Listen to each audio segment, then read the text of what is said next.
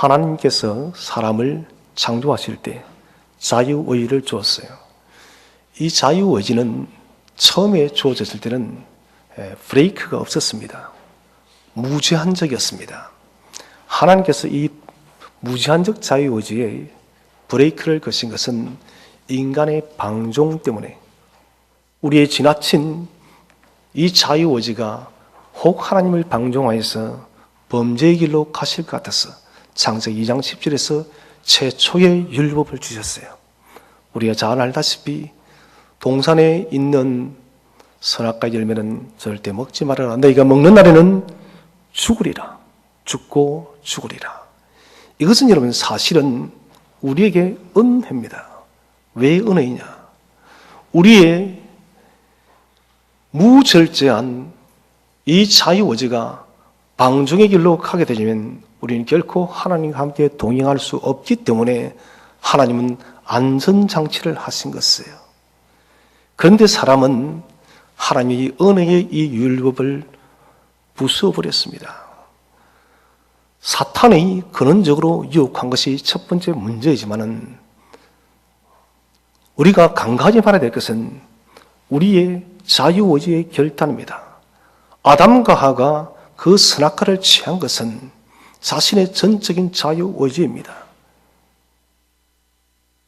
자유의지를 통하여서 그들이 선악과를 택한 것은 왕권의 문제를 부수어버린 것이에요. 하나님이 우리의 왕 되시고 하나님이 우리의 삶의 주인 되시고 하나님이 우리의 삶의 모든 것을 조종하고 움직여주시는 그 하나님을 우리 스스로가 버린 행위가 바로 선악과를 따먹은 행위예요. 결국 이것은 내 인생의 조종관을 내가 움직이겠다는 것이에요. 내 인생은 내가 만드는 것이라고, 내 인생은 내가 창조하는 것이지 하나님께서 관여할 것이 아니다라고 나타낸 것이 바로 선악과의 사건이에요. 이 문제 때문에 인류는 지금까지 이런 고통 속에 살아가고 있습니다. 내가 내 인생을 내가 주장하기 때문에 삶이 이렇게 고난하고 고통스러운 것입니다. 모든 것이 무너지고 있는 것이에요. 세계 각국이 여러분 엑소도스 난립니다. 못 살겠다고요? 치안 때문에, 폭력 때문에, 중남미뿐만이 아닙니다. 여러분 아프리카 많은 지역에서 엑소도스, 자기의 조국을 탈출합니다.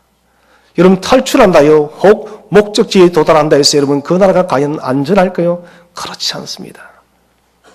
사람은 자신의 왕권, 자신의 주권을 하나님께 다시 돌리지 않고서는 결코 우리 인생은 여러분 안전이 없는 것이에요.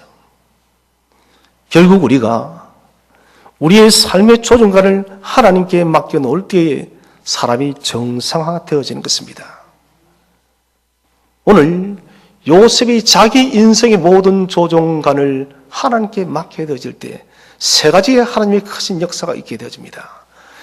이 세 가지의 하나님의 역사는 사실은 저와 여러분이 인류 역사가, 사람의 역사가 여러분 범죄한 이후부터 지금까지 우리를 떠나지 않았던 우리의 근원적 삶의 문제를 해결하시는 답변입니다.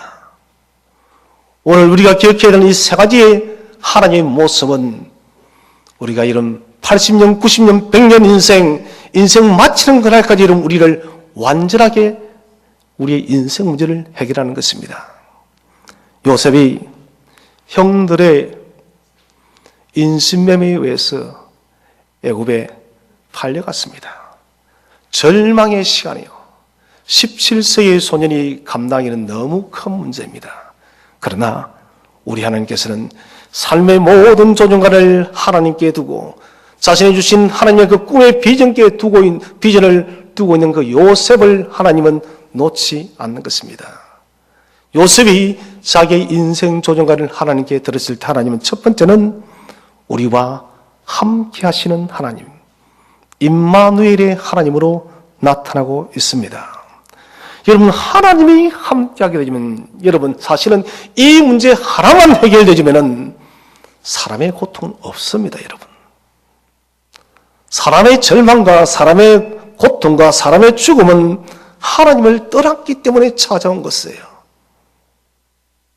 하나님을 떠났기 때문에 여러분 인류의 고통이 찾아왔다는 것이에요. 그래서 임마누엘의 문제, 하나님이 우리와 함께하게 되어지면은 우리 여러분 인생의 모든 삶의 문제는 근원적으로 해결되어지는 것입니다. 17세기 요셉이 낯선 애굽 땅으로 팔려갔을 때 보편적으로 우리가 생각해 본다면 사실 요셉은 완전한 절망입니다. 인생이란 아무런 희망과 아무런 꿈도 꿀 수가 없고 17세의 소년에게 너무 가혹한 삶의 문제가 찾아왔다는 것이에요. 그런데 요셉의 이 절망적 환경을 극복시키는 두 개의 중요한 단어가, 동사가 오늘 나오고 있습니다. 첫 번째 그 동사는 야라드입니다. 이 야라드라는 것은 내려가다. 하나님께서 내려온다는 것이에요. 오늘 우리가 1절 말씀을 함께 한번 읽어보도록 하겠습니다. 1절 시작. 요셉이 애굽에 이끌려 애굽에 내려가며 바로의 신하 신의대장 애굽 사람 보디발이 그를 그리로 데려간 이스마엘 사람의 손에서 요셉을 사니라. 자, 이게 무슨 요셉이 이끌려 애굽에 내려가며, 여러분 이 내려가며를 야라드랍니다. 이것은 정확하게 요셉이 내려간 게 아니에요. 하나님께서 내려가는 것이에요. 출애굽기 19장에서 하나님께서 시나이 산에 하나님께 강림히 말씀해 이 야라드입니다.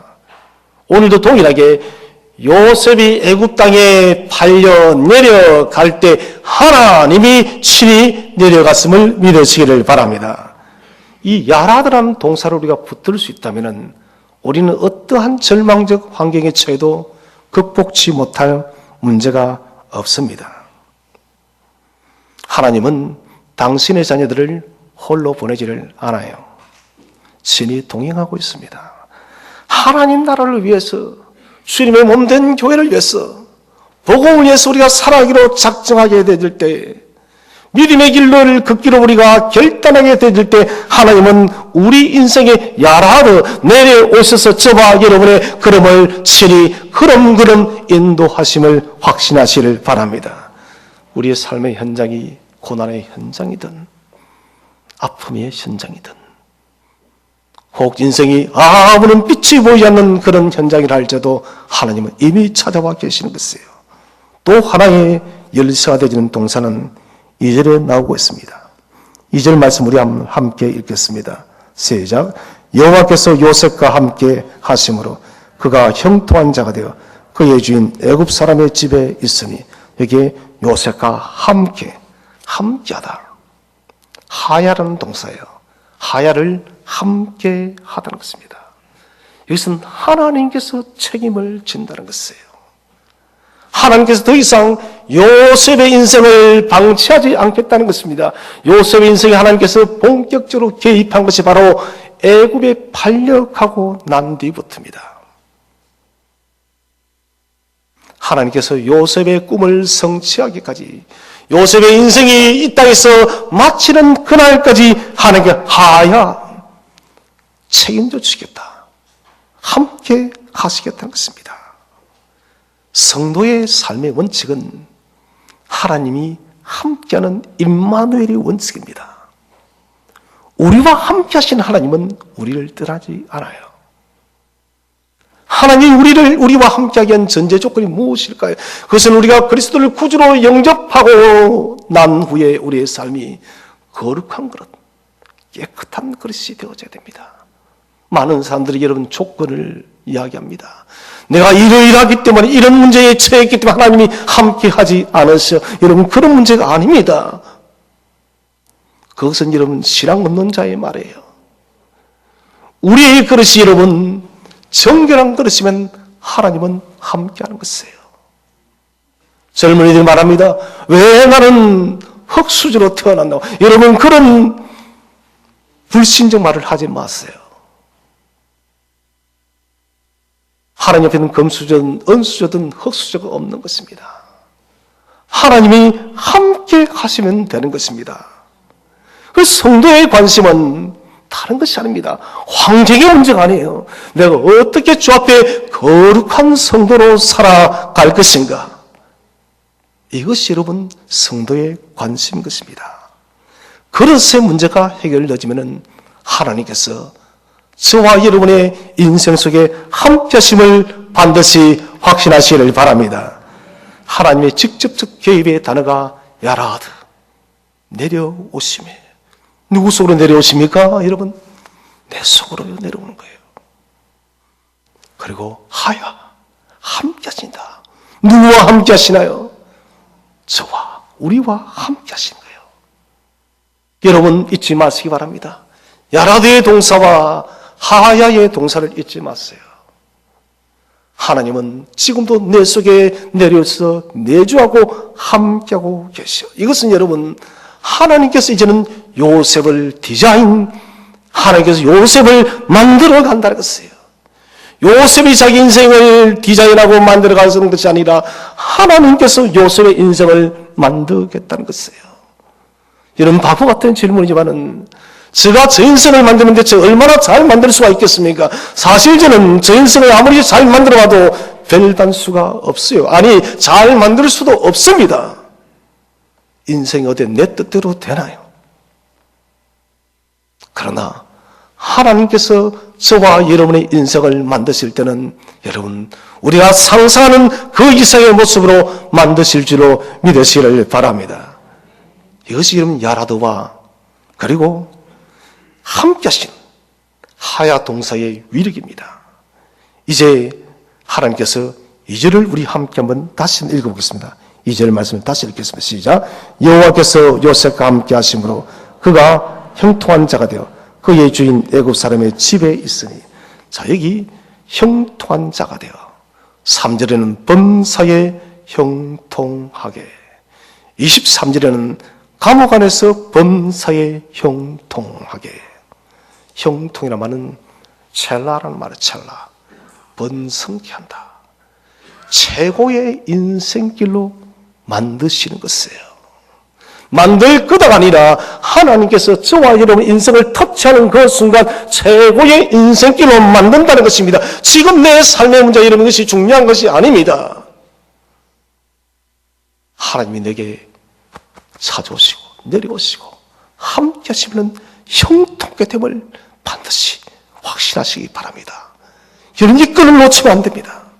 어떤 형통이 있었을까요? 첫 번째는 2절에서 여러분 요셉이 어디에서 지금 일을 하고 있습니까? 보디발의 집에서요. 이것은 여러분 기적인 것이에요. 이방의 나라입니다.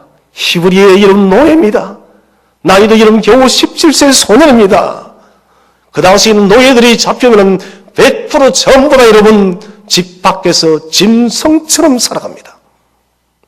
집 안에는 거주할 수가 없었습니다. 그런데 대체 어찌된 일인지 요셉은 이는 오자마자 이 보디발의 집 안에서 일을 하게 되지는 기적을 만든 거죠. 이런 여러분 1%도 아닙니다. 0.1%가 가능성 제로예요. 사람들은 가능성이 없다 해도 하나님께서 형통케 하시면 모든 길이 열림을 믿으시기 바랍니다. 두 번째 무슨 형통입니까? 4절에 보시면 주인에게 은혜를 입게 하시고 이 키를 대조를 이루는 또 9절이 21절입니다. 간수장의 은혜를 입습니다. 하나님께서 형통케 하시니 보디발의 은혜를 입습니다. 여러분 요셉이 대체 무엇이 잘났어요? 노예입니다. 노예는 제사입니다. 짐승과도 똑같은 것이요.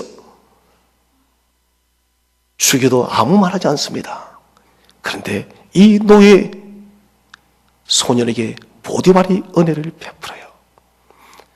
또 간수장이 죄수로 범죄에서 넘어온 이 죄수를 전적으로 신뢰한 은혜를 베풉니다. 보디발의 마음을 움직여요. 간수장의 마음을 움직입니다.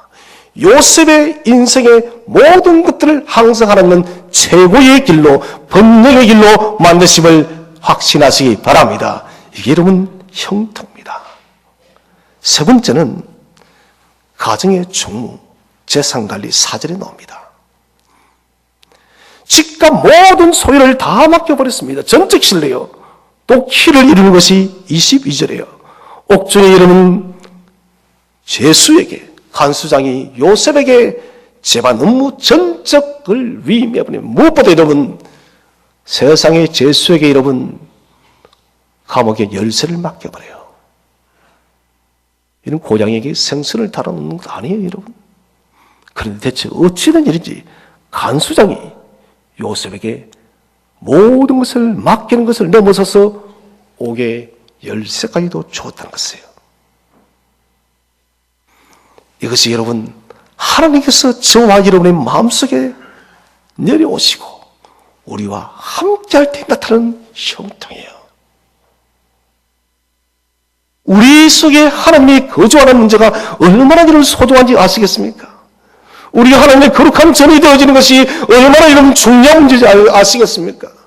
우리의 이런 삶이 열리지 못하는 것은 다른 문제가 아닙니다. 하나님이 내게 야라도 내려오고 싶지만 내려오지를 못해요. 하나님 나와 함께 늘 동행하고 싶은데 여러분 동행하지를 못해요. 우리의 성전이 정결치를 못합니다. 여러분, 하나님이 내려오시면, 하나님이 함께 우리와 동행하시면 불가능한 일이 없습니다. 하나님께서 길을 열어 가십니다. 내가 여는 길은 불확실합니다. 그렇지 않나요? 우리 젊은이들이 직장을 구하기 위해서 여러분 취업의 문을 두드립니다. 시험을 치르고 아이들은 이런 부들부들 떨립니다. 150대 1, 450대 1, 여러분 이게 여러분 무슨 뭐예요 여러분 대체 이게 450명 중 한 명을 뽑는다는 것이에요. 그 한 명에 내가 들어가야 돼요. 4년 5년 준비를 했습니다. 마음이 부들부들 떨리는 것입니다. 이게 여러분 내가 내 길을 여는 것이에요. 그러나 하나님께서 길을 여시면 여러분 그 한 명의 주인공이 저와 여러분이 되실 줄로 믿으시기를 바랍니다. 우리가 여는 것이 아닙니다. 핵심은 하나님께서 내게 임하시고 야라도 하시고 하나님께서 하야 함께 됩니다. 역대하 31장 21절 말씀을 우리 한번 다 함께 합독하도록 하겠습니다. 시작. 그가 행하는 모든 일 곧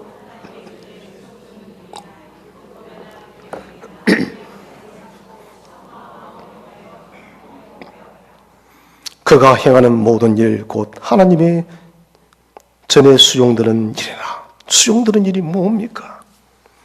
온전한 예배 헌신자의 삶을 이야기합니다. 우리는 오늘날 여러분 주일을 너무 여러분 대수롭게 작게 여깁니다. 이것은 여러분 스스로가 하나님의 은혜를 벅차 발로 차버린 것이에요. 제일 어리석은 사람이 어떤 사람인지 아십니까? 주일을 가볍게 여기는 사람이에요. 예배를 소중하게 여길 줄 모르는 사람. 이것은 스스로에게 굴려놓은 하나님의 은혜를 거부하는 행위입니다. 오늘 보십시오. 무릇 그 행하는 모든 일 곧 하나님의 전에 수용되는 일. 첫 번째 예로 우리가 형통의 복을 받아들일 것은 예배 속에 있다는 것이에요. 주께서도 천지 창조 때 7일째 안식일을 만드셨어요. 여러분 월화수목금 금토는 없습니다. 그건 사람이 만든 것이에요. 하나님 만드신 것은 첫째 날, 둘째 날, 셋째 날. 그리고 안식일, 이름이 있는 것은 안식일밖에 없어요. 하나님께서 안식하시고 우리에게 복 주시기로 결정한 날이에요. 작정한 날이에요. 그 안식일 오늘 부활의 날, 주의 날이에요. 우리에게는 가장 기초적인 예배적 헌신의 삶이 되어지지 않으면 우리는 하나님의 형통의 길을 누릴 수가 없습니다. 그리고 율법이나 계명이나 그 하나님을 구하고 율법이나 계명이나 뭡니까? 하나님 말씀을 기뻐한다는 것이에요. 이 말씀은 나를 얽매이는 것이 아니라 나는 이 말씀 따라 사는 것이 너무 좋다는 것입니다. 여러분 하나님을 사랑하면 말씀이 즐거울 줄로 믿으시기를 바랍니다. 그 다음에 하나님을 구하고 기도자의 삶을 사는 것을 말합니다. 그랬더니 형통하였더라. 사랑하는 성도 여러분, 오늘 저와 여러분의 마음속에 하나님이 인격적으로 열어가시기를 바랍니다. 인격적으로 함께 하시기를 바랍니다. 그를 통하여 하나님의 형통의 복을 받아 누리시기를 바랍니다. 두 번째의 문제는 어떤 문제일까요? 우리의 조종관을 하나님께 맡길 때 하나님은 나를 위해 일하십니다. 저는 이 말씀만 생각하면 너무 기쁩니다. 우리 지금까지 우리가 우리의 인생 살아봤지 않습니까? 인생에 이런 수많은 수수께끼 문들을 우리는 수없이 두드리고 또 두드렸습니다. 그런데 고작 이만큼밖에 되지를 않아요. 그것은 내가 나를 위해서 인생을 운전했다는 것이에요. 내가 좀 나를 조정했으면 잘 돼야 되지 않나요? 근데 뭡니까 대체? 혹 잘 되었다 할지라도 그 사람 인생 맞을 때는 허무 속에서 빈손으로 죽어가는 것이에요. 오늘 5절 말씀을 우리 한번 함께 합독하도록 하겠습니다. 5절 시작. 그가 요셉에게 자기의 집과 그의 모든 소유물을 주관하게 한 때부터 여호와께서 요셉을 위하여 그 애굽 사람의 집에 복을 내리심으로 여호와의 복이 그의 집과 밭에 있는 모든 소유에 미친지라. 이게 무슨 여호와께서 요셉을 위하여, 이 말은 요셉 때문에, 요셉 때문에. 누구 때문에 복을 내리냐고요? 요셉 때문에 복을 내렸다는 것입니다. 여러분, 저와 여러분 때문에 가정이 복을 받고 교회가 복을 받고 온 세상이 복을 받기를 축원드립니다. 하나님은 이제는 관심이 요셉밖에 없습니다. 하나님 당신의 삶의 모든 것을 요셉에게 거셨다는 것입니다. 실제로 그렇습니다. 요셉 한 사람을 위해서 여러분 이스라엘 백성이 구원을 받아야, 요셉 한 사람을 통해서 여러분 400년의 역사 동안 이스라엘이 민족으로 출발하는 것입니다. 하나님의 관심은 요셉에게 모든 것이 맞춰졌습니다. 요셉으로 인해서 여러분 이제는 이 복이 내 것이 되어져야 돼요. 하나님께서 나 임교로 인하여서, 여러분 각자 한번 자기 이름을 넣어서 말합니다. 하나님께서 누구누구를 인해서, 시작. 하나님께서 임교로 인하여서. 옆에 분들 이름 한번 복을 주면서 말합시다. 시작. 하나님께서. 아멘 있습니까? 그래요. 그러면 된 겁니다. 요셉을 위해서 저와 여러분이 위해서 하나님 무엇을 준비했을까요? 첫 번째는 사람을 준비합니다. 오늘 이 낯선 애굽 땅에 팔려왔더니 오늘 본문에 보니까 1절부터 애굽 사람 보디바를 예배합니다. 그리고 또 21절은 간수장을 예배해요. 오늘 특징이 여러분, 같은 사건이 사실은 두 번 반복되어지고 있습니다. 제가 두 번 반복되어지면 하나님께서 결정했다 안 했다?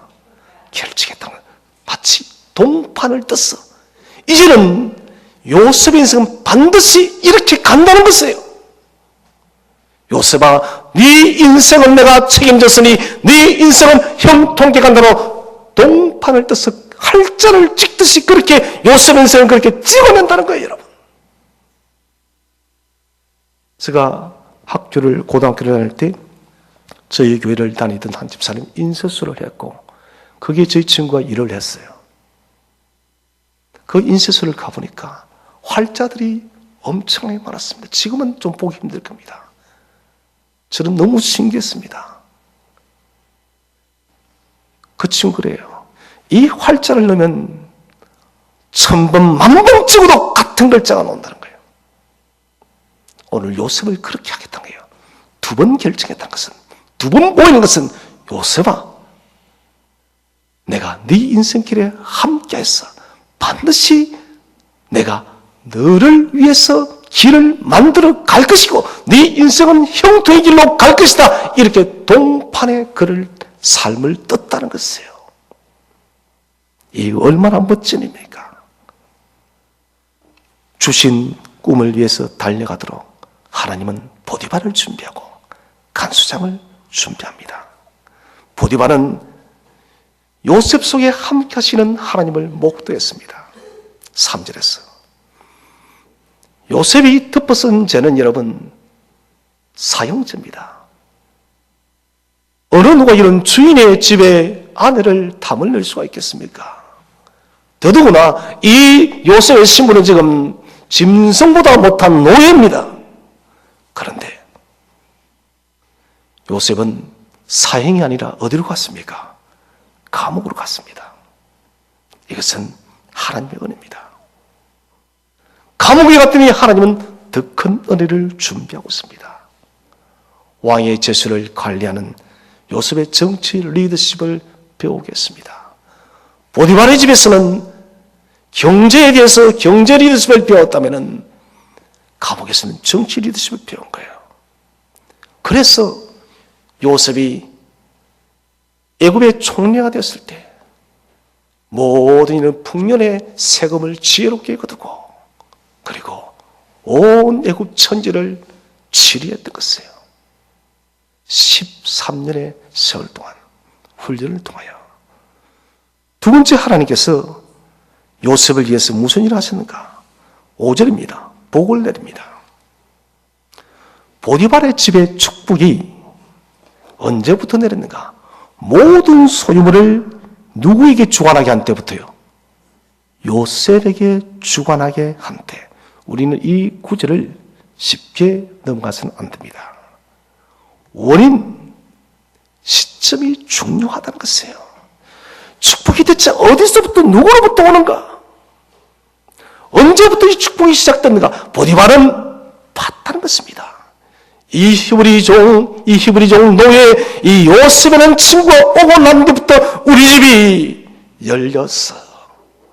요셉이 오고 난 뒤부터 우리의 가산이 셀 수 없을 정도로 늘었어. 저 요셉은 복의 사람이라고 보디발도 인정했다는 것입니다.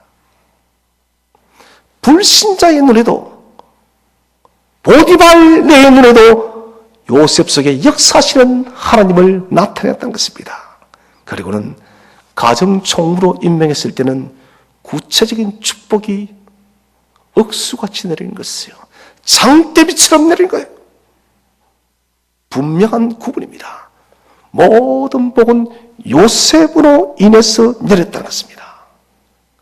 그래서 보디발의 마음을 감동케 하고 요셉의 생애를 볼 때에 보디발은 그가 종이었지만은 도리어 이름 보디발이 요셉을 존경하는 것입니다.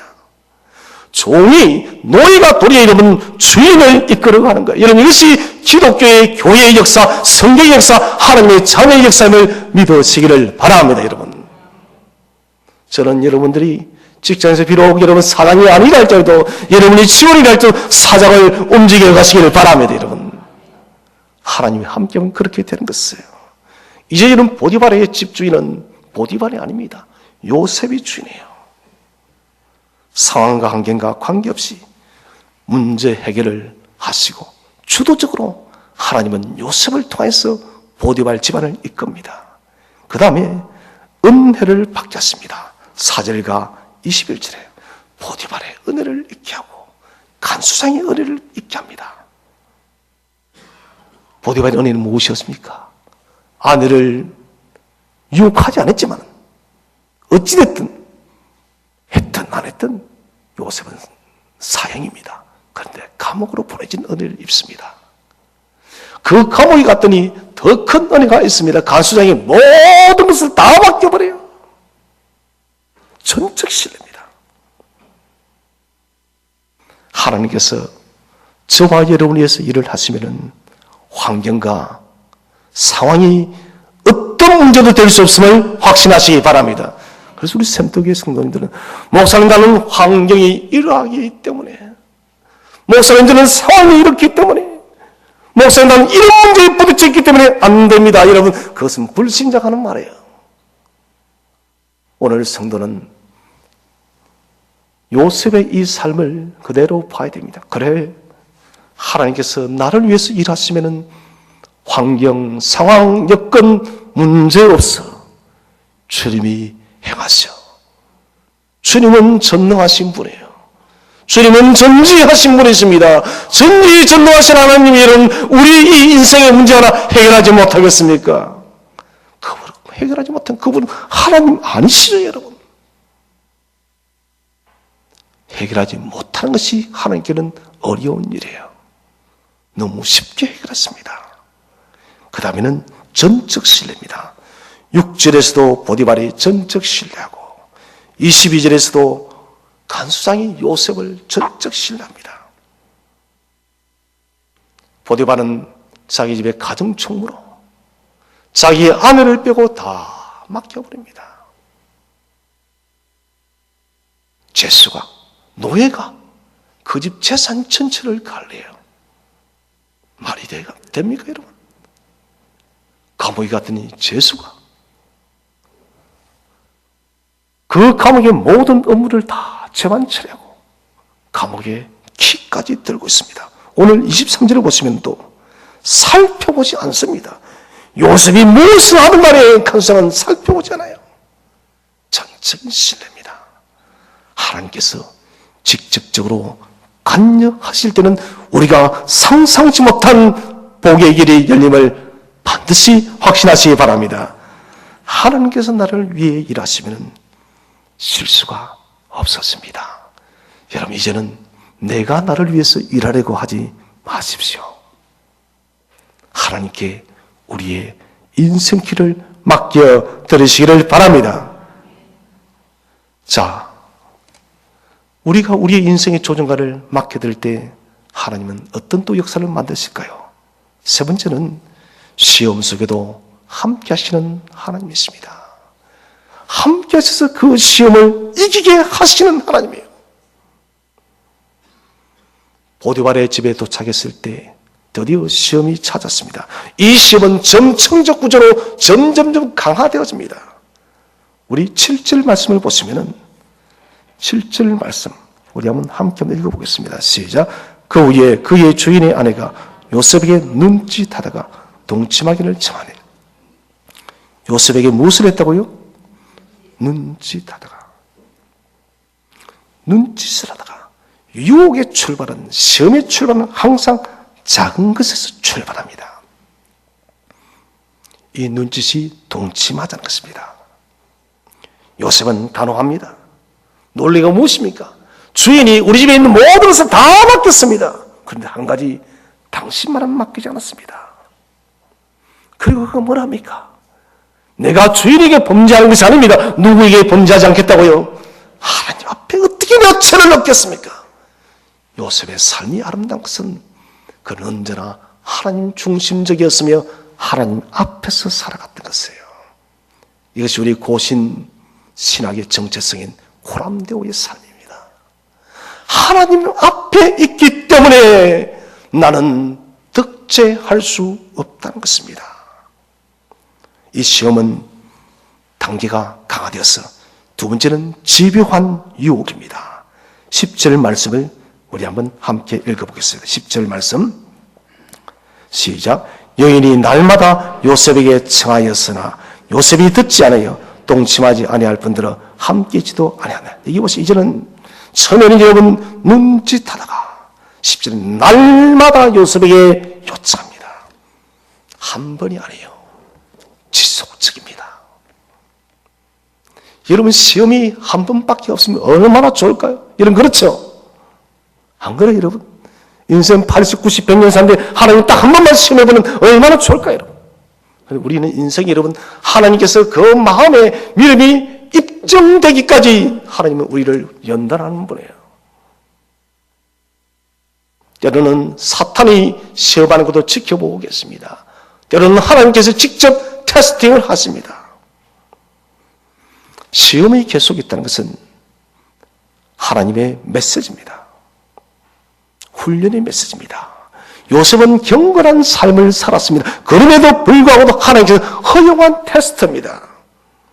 너가 이 문제는 이겨내야만 적어도 이 애굽 땅에 임한, 아니 궁극적으로 이스라엘 백성을, 야곱의 12아들 12지파를 살려낼 수 있는, 인도할 수 있는 그런 지도자가 될 수 있다는 것입니다. 집요한 보디발 아내의 유혹 앞에 10절에 보시면 요셉은 듣지 않습니다. 단호한 거절입니다. 저는 사람 중에 실한 부류 중에 한 사람이 우유부단한 사람이에요. 참 그 사람은 저는 마음이 터질 것 같아요. 왜 저기서 우유부단하나? 저는 분명히 저것이 잘못되었는데 왜 저기서 돌아서지 못하나? 왜 이 일을 선택하지 못하나? 우유부단한 걸 저는 정말 못 보겠습니다. 이런 이야기가 있습니다. 지도자 중에서 리더자에게 최악의 리더자는 결정하지 않는 리더자랍니다. 비록 여러분 잘못된 결정을 할지라도 여러분 결정치 못한 지도자보다는 잘못된 결정을 한 리더자가 더 뛰어나다는 것입니다. 여러분 우유부단하지 마시기를 바랍니다. 무엇보다 이런 신앙의 길에서 우리 여러분 시험의 문제가 찾아올 때는 그 시험의 길에서 우유부단하지 마시고 단호하시기를 바랍니다. 여러분 단호해야 돼요. 요셉은 함께 있지도 않습니다. 시험의 자리를 미리 예방하고 있습니다. 단호하게 돌아서고 떠나버립니다. 세 번째, 이 시험은 또 강화되어집니다. 불도저 같은 시험입니다. 강력하게 밀립니다. 11절, 12절을 함께 합니다. 11절을 먼저 봅시다. 11절 함께 읽겠습니다. 시작. 그러할 때 요셉이 그 일을 하러 그 집에 들어갔더니 그 집 사람들은 하나도 거기에 없었더라. 아무도 없는 집이에요. 범죄도 이러면 사람이 할 수가 없습니다. 그 다음 12절을 함께 읽어보겠습니다. 시작. 그 여인이 그의 옷을 잡고 이르되 나와 동침하자. 그러나 요셉이 자기 옷을 그 여인의 손에 버려두고 밖으로 나가매 옷을 잡고 동침하며, 여러분 범죄 조건이 완전히 성립되어집니다. 이 집에 아무도 있다 없다?